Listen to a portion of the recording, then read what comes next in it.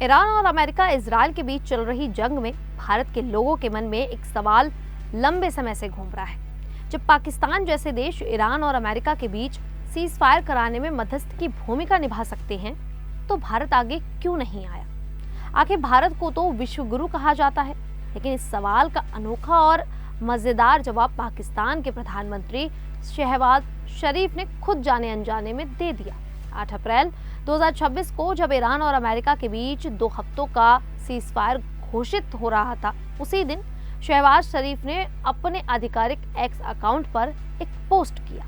उसमें उन्होंने डिप्लोमेसी की अच्छी प्रगति की बात की, अमेरिकी राष्ट्रपति डोनाल्ड ट्रंप से 2 हफ्ते की डेडलाइन बढ़ाने की अपील की और ईरान से हॉर्मुज जलजमरू मध्य को 2 हफ्तों के लिए खोलने का अनुरोध भी किया। साथ ही सभी पक्षों से सीज फायर मानने की भी अपील की। लेकिन पोस्ट में एक बड़ा ब्लंडर हो गया। गलती से draft Pakistan PM message on x शीर्षक भी पोस्ट के साथ चला गया। मतलब ये एक अधूरा ड्राफ्ट था जो तैयार हो रहा था, लेकिन गलती से सीधे पब्लिश हो गया। बाद में टीम ने जल्दी से उसे एडिट कर ड्राफ्ट वाला हिस्सा हटा दिया, लेकिन तब तक स्क्रीनशॉट पूरे सोशल मीडिया पर फैल चुके थे। लोग इसे कॉपी पेस्ट, गलती या फॉरवर्ड एज रिसीव्ड बता रहे हैं।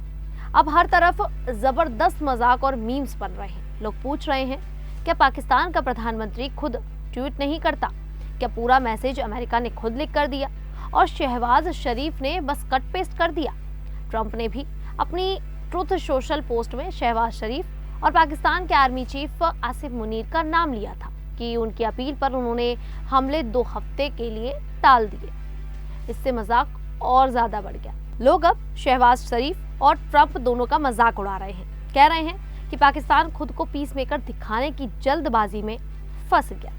कुछ यूजर्स तो ये भी बोल रहे हैं कि अमेरिका ने ईरान से हार मान ली। पहले अमेरिका ईरान की कोई शर्त मानने को ही तैयार नहीं था, लेकिन अब अचानक ईरान की 10 सूत्री योजना को बातचीत के लिए व्यवहारिक आधार मान लिया।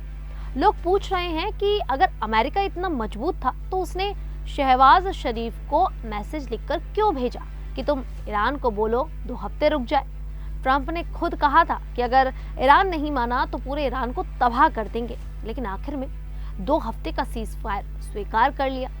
इससे लग रहा है कि अमेरिका पीछे हट गया और ईरान की कई शर्तें मान ली, जैसे हमलों की गारंटी, प्रतिबंध हटाने की बात और हॉर्मुज पर ईरान का नियंत्रण। इस पूरे मामले में पाकिस्तान की कोशिश क्रेडिट लेने की थी, लेकिन ड्राफ्ट टैग ने सब कुछ बिगाड़ दिया।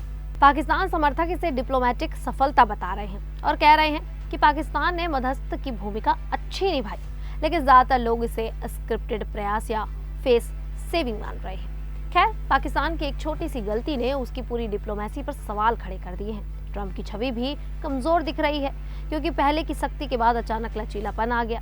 ईरान खुद को विजेता बता रहा है और कह रहा है कि उसने अमेरिका को मजबूर किया।